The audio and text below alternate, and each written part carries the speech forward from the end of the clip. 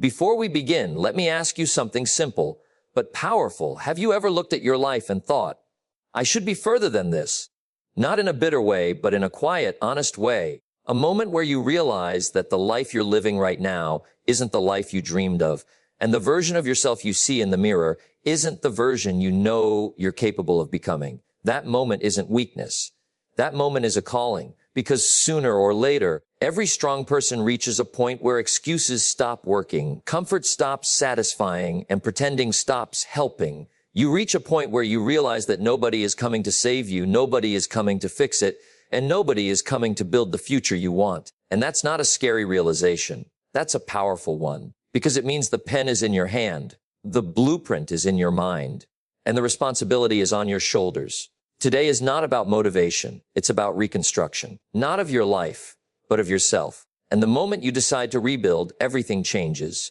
Personal responsibility is the foundation of rebuilding yourself because it places the power of change directly in your own hands. It means recognizing that, no matter what has happened to you, the direction of your life from this point forward is shaped by the choices you make. Many people spend years waiting for circumstances to improve, for people to change, or for luck to finally show up. But personal responsibility eliminates waiting. It shifts your mindset from being a victim of life to becoming the designer of your life.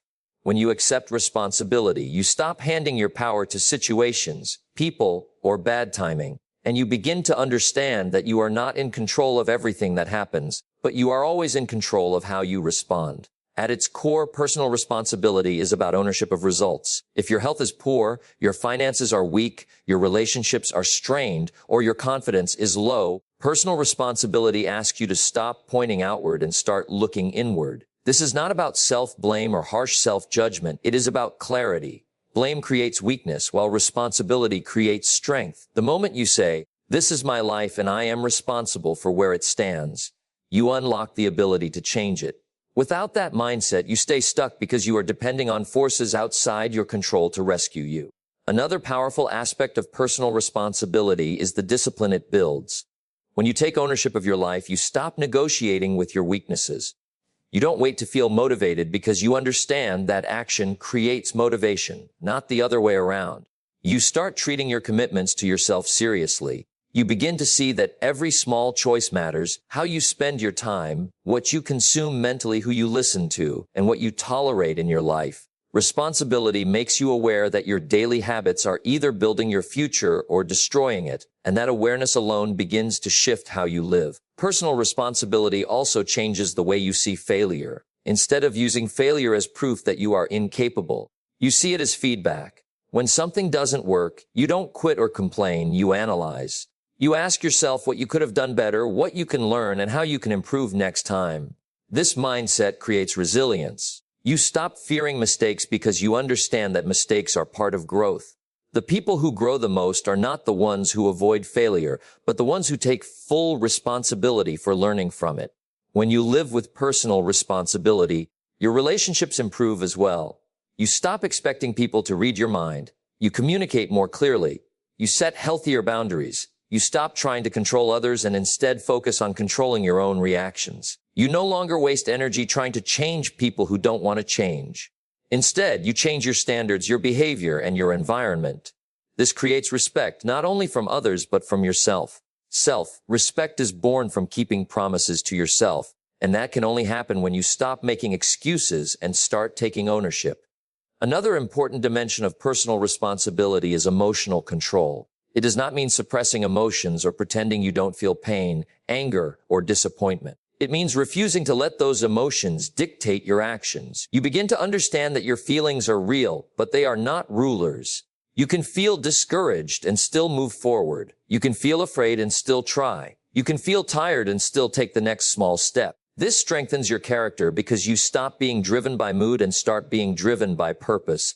Personal responsibility also requires courage because it forces you to face uncomfortable truths about yourself. It asks you to admit when you are wrong, lazy, undisciplined, or distracted. Most people avoid this level of honesty because it feels painful, but avoiding it keeps them trapped. Once you accept the truth, you are no longer fighting yourself. You can build a plan, improve your skills, and move forward with clarity. The pain of honesty is always less than the pain of regret. As responsibility becomes a habit, your confidence begins to rise naturally. Not fake confidence, not loud confidence, but quiet, grounded confidence. You trust yourself because you show up for yourself. You believe in your ability to handle life because you've proven it through your actions. You don't need external validation as much because your self-worth no longer depends on circumstances or opinions. It depends on your integrity and effort. In the end, personal responsibility is not a burden, it is freedom. It frees you from waiting. It frees you from excuses. It frees you from living as a passenger in your own life. It allows you to say with certainty that no matter what has happened before, the next chapter is in your hands. Growth through pain is one of the most misunderstood realities of personal development because most people naturally try to avoid pain, discomfort, and hardship. Yet pain is often the most honest teacher in a person's life. It strips away illusions, exposes weaknesses, and forces you to confront parts of yourself that comfort never would. When life hurts, it gets your full attention. You don't drift through suffering the way you drift through comfort.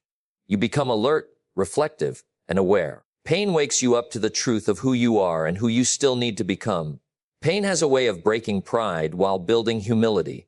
When everything is easy, ego grows quietly. You start believing you are in control of everything, that you don't need to grow or adapt. But when pain arrives, it humbles you. It reminds you that you are human, that life is unpredictable, and that strength is not something you claim, but something you build. This humility is not weakness. It is a doorway to real strength because it makes you teachable. You start listening, observing, and learning in ways you never did when things were easy. Hardship also reveals character. You don't truly know your discipline, patience, integrity, or emotional control until they are tested. Anyone can be positive when life is smooth, but pain tests your foundation. It asks whether you will become bitter or better. This is where growth happens, not in comfort, but in resistance. Just as muscles grow by being torn and repaired, the mind and spirit grow by being stretched and challenged. Without resistance, there is no adaptation, and without adaptation, there is no progress. Pain often forces you to confront reality instead of living in denial. When things fall apart, excuses lose their power. You can no longer pretend that bad habits don't matter, that unhealthy relationships aren't harming you, or that you can keep avoiding responsibility. Pain removes the option of comfort and illusion. It pushes you toward truth even when that truth is uncomfortable. And it is in that uncomfortable honesty that real transformation begins, because you stop lying to yourself and start facing what needs to change. Another powerful aspect of pain is that it builds emotional depth. People who have suffered tend to see life differently. They develop compassion, empathy, and understanding because they know what it feels like to struggle. They become less judgmental, more patient, and more grounded. This depth doesn't come from books or theories, it comes from experience. Pain adds layers to your personality. It makes you human in a way that comfort never could, because you don't just understand pain intellectually, you understand it through survival. Pain also strengthens resilience. Each time you survive something difficult, your capacity to handle future challenges increases. You begin to realize that you are stronger than you once believed. This realization is not theoretical, it is earned. It comes from walking through fear, disappointment, rejection, and loss, and still finding the strength to stand up again. That kind of strength is quiet, steady, and real. It does not depend on motivation or external approval. It depends on inner certainty that no matter how hard things get, you can endure and adapt. In the middle of pain, many people think they are being punished by life, but in reality, they are being shaped. Pain removes entitlement and replaces it with discipline. When things hurt, you stop expecting life to be easy and start expecting yourself to be stronger. This shift in mindset is a major turning point in personal development. Instead of asking, "Why is this happening to me?" you begin to ask, "What is this trying to teach me?" That question alone transforms suffering into growth. Struggle also brings clarity to priorities. When pain enters your life, trivial things lose their importance. You become more aware of what truly matters: health, integrity, meaningful relationships, purpose.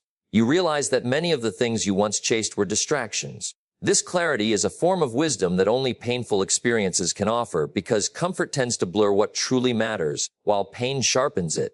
Over time, growth through pain creates a stronger identity. You stop seeing yourself as fragile and start seeing yourself as forged. You understand that the difficulties you survived did not destroy you, they refined you. You recognize that without the pressure, you would not have developed the strength, awareness, and discipline you now possess.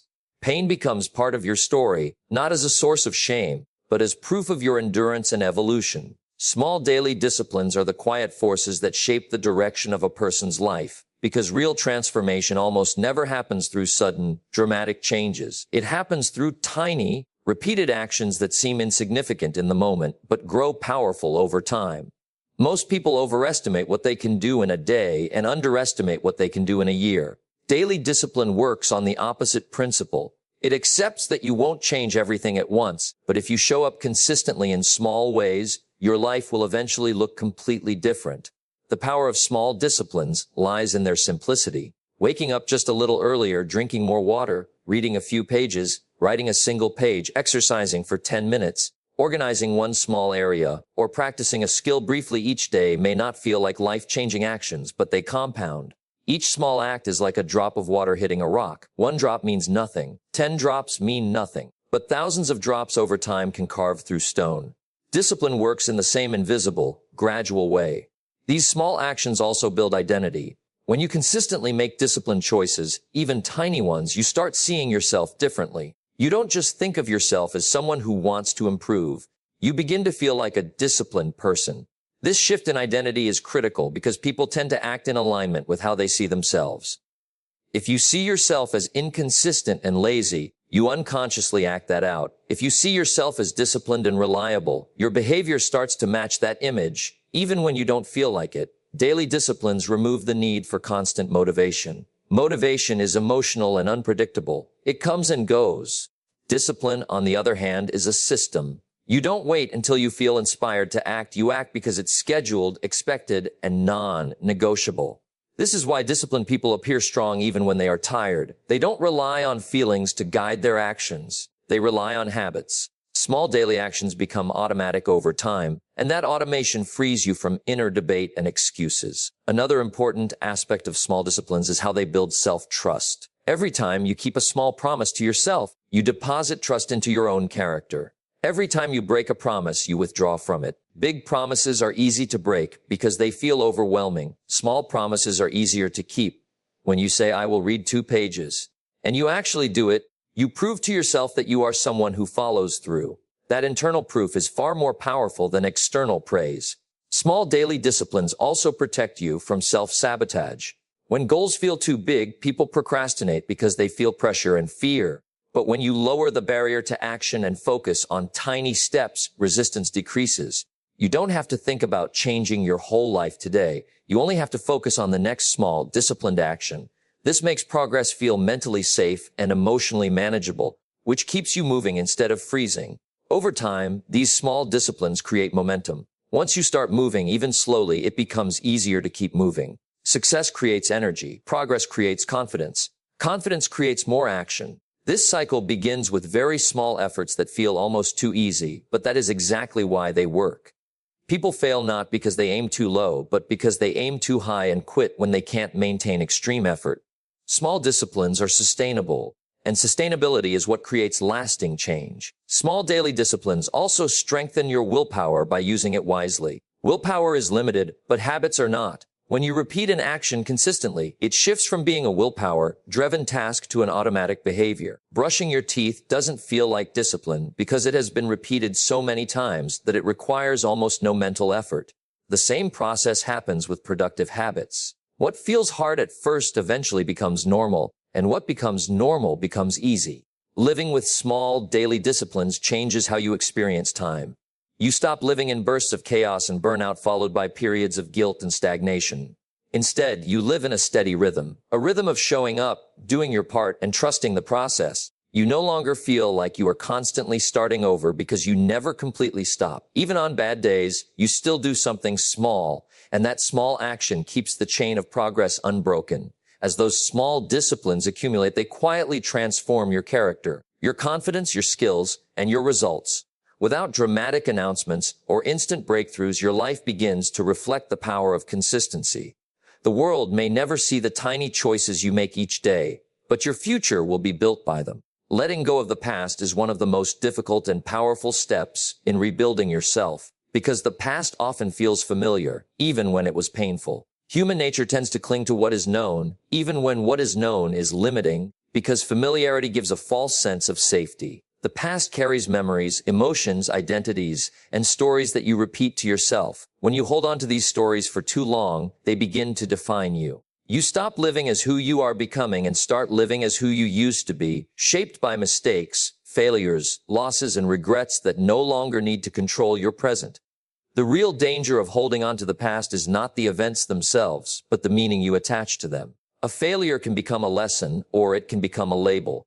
A rejection can become redirection, or it can become a lifelong wound. When you refuse to let go, you give old experiences permission to dictate your confidence, your decisions, and your self-worth. You begin to make new choices based on old pain instead of current potential.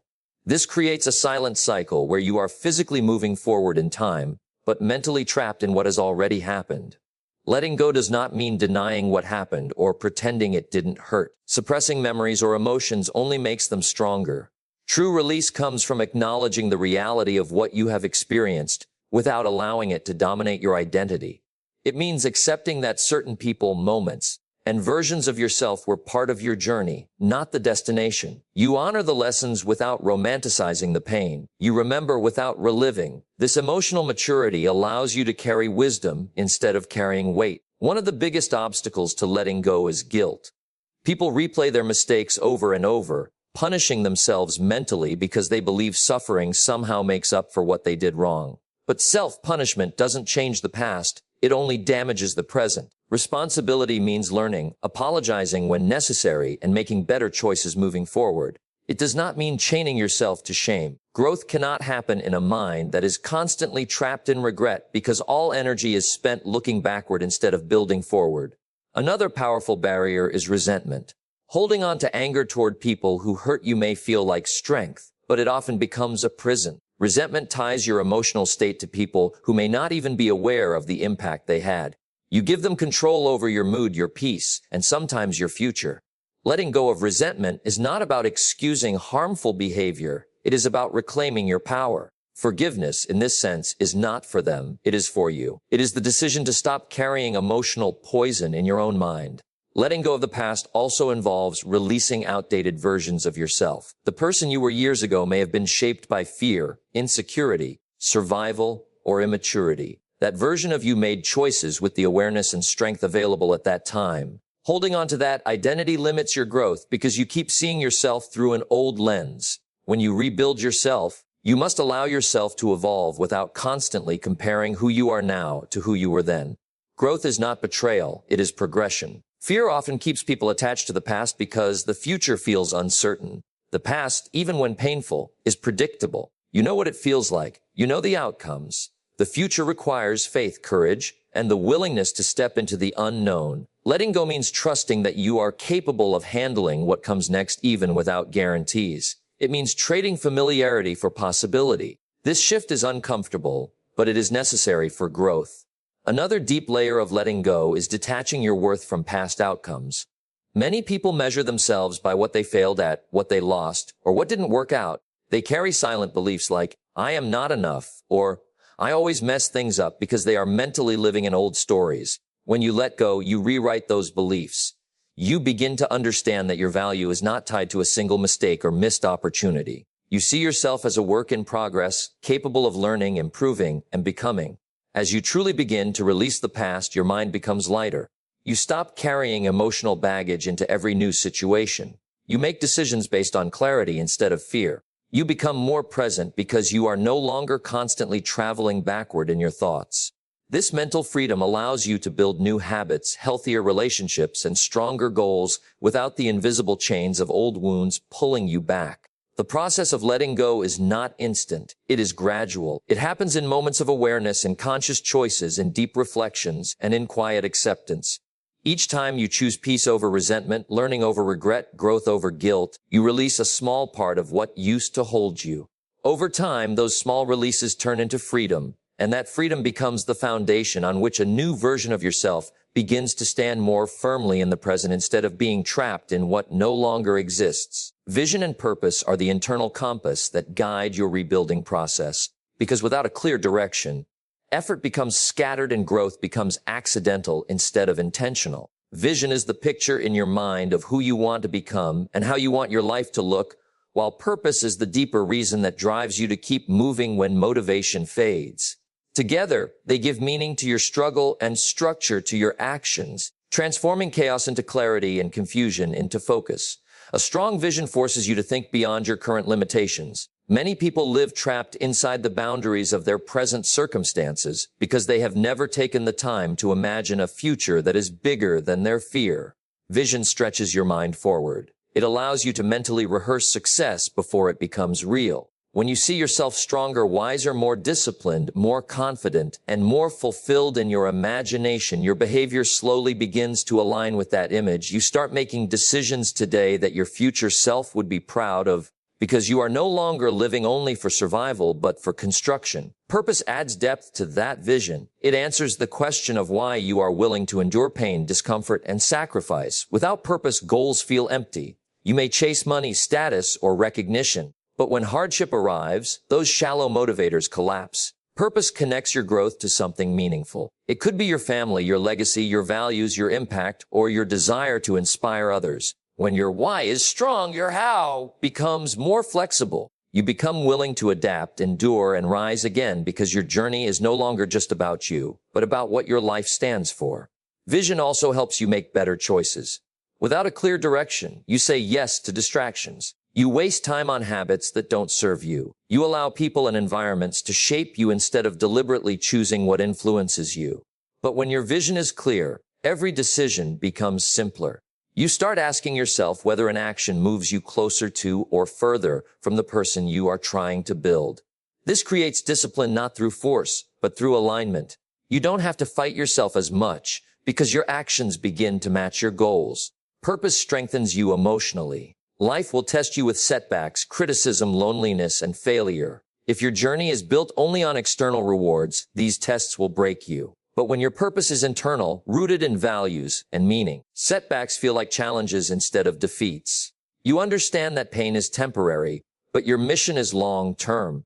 Purpose turns suffering into something bearable because you know that what you are building is bigger than the momentary discomfort you are experiencing. A clear vision also gives you patience.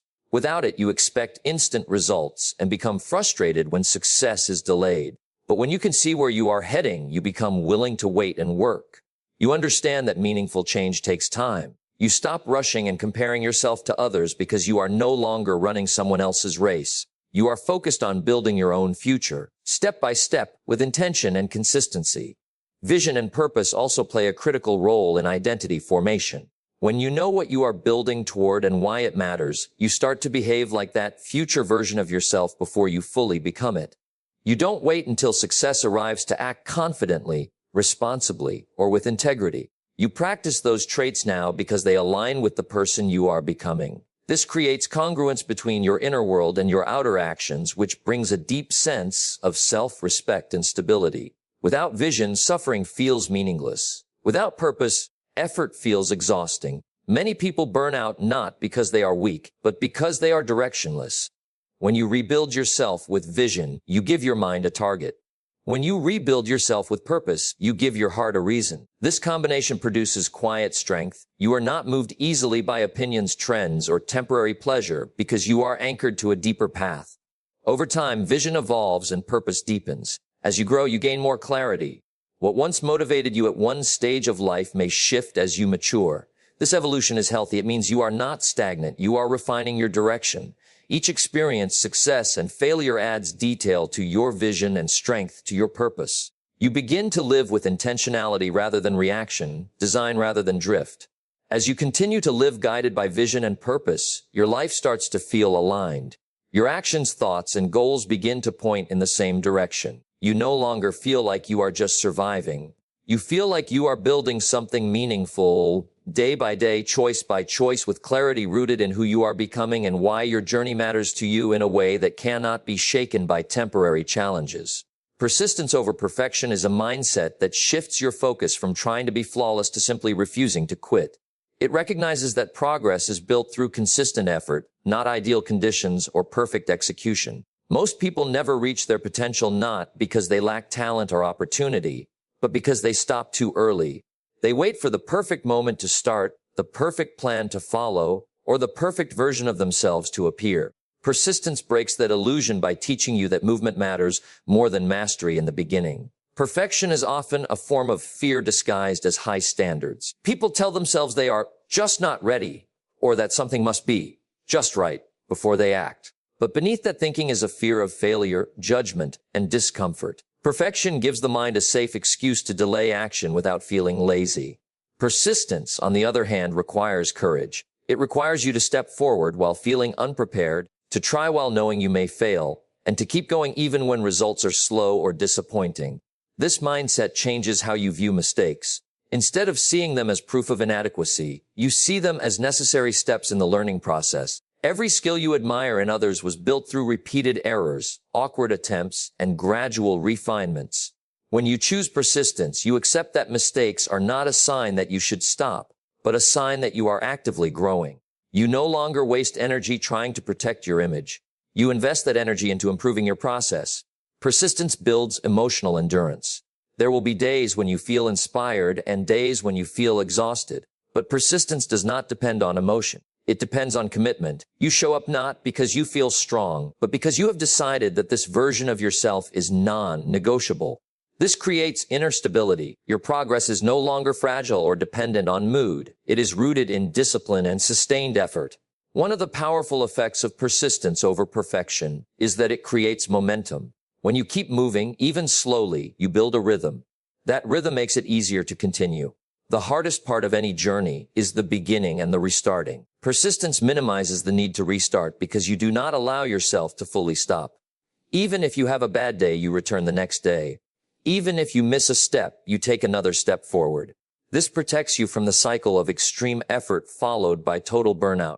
Another advantage of persistence is that it builds confidence through evidence rather than imagination. Instead of telling yourself that you are capable, you prove it through repeated action. Confidence that is imagined is fragile. Confidence that is earned is stable. Every day you choose to continue despite doubt or discomfort, you deepen your trust in yourself. You stop relying on external validation because your self-belief is rooted in your own consistency. Perfection often leads to paralysis. People overthink, analyze, and hesitate because they are obsessed with the outcome. Persistence shifts the focus from outcome to process. You care less about getting it exactly right and more about getting it done. This reduces anxiety because your only job becomes showing up and doing your part for that day. You begin to understand that improvement is a natural side effect of repetition, not a prerequisite for action. Persistence also teaches patience. Real results take time. Strength takes time. Skill takes time. Confidence takes time. When you stop demanding instant success, you free yourself from unnecessary frustration.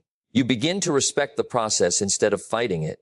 This respect creates peace. You stop arguing with reality and start working with it. You don't rush growth, you allow it. People who live by persistence over perfection are not necessarily more talented or gifted. They are simply more consistent. They understand that success is less about extraordinary effort and more about ordinary effort repeated for a long time. They don't need to feel special. They need to feel committed. They focus on what they can control each day: effort, attitude, discipline, and learning. Over time, persistence shapes character. You become reliable. You become steady. You become someone who does not collapse under pressure or disappear when things get difficult. Your identity shifts from someone who dreams to someone who builds. You stop chasing the illusion of perfection and start building the reality of progress, step by step, habit by habit, choice by choice, growing stronger through motion rather than hesitation, and defining your future through consistency instead of flawless performance.